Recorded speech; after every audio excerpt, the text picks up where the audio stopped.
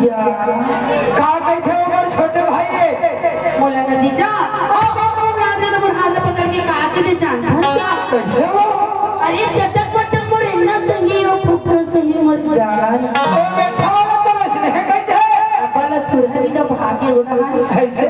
अरे चटक पटक मोरे ना संगी ओ फुफड़ संगी मर गाली हां तभी तो चलता वाला बाबा कहते जीजा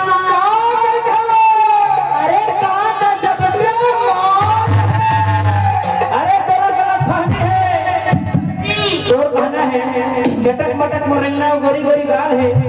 तमे का कथो कहां गोरी गोरी गाल है ये तो सब फेस पाउडर और क्रीम के कमाल है अरे मजा होई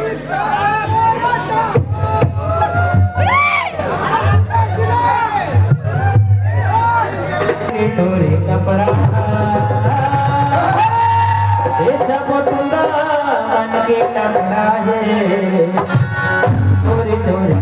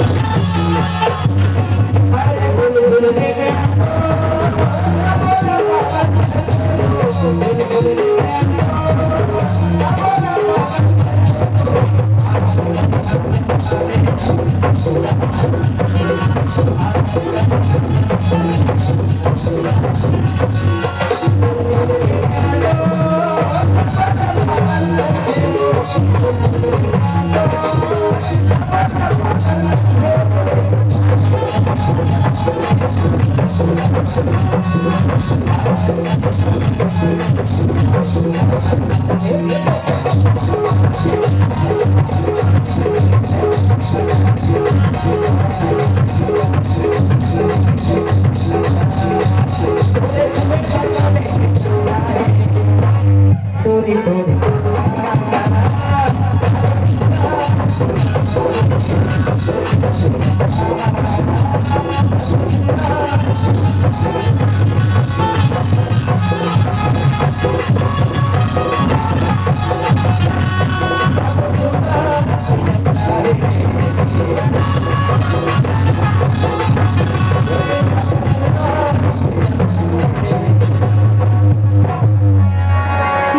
गाने वीडियो देखने सुनने के लिए हमारे YouTube चैनल राम अनिषाद को लाइक कीजिए, सब्सक्राइब कीजिए, शेयर कीजिए और बेल आइकन को बटन को जरूर दबाइए। धन्यवाद।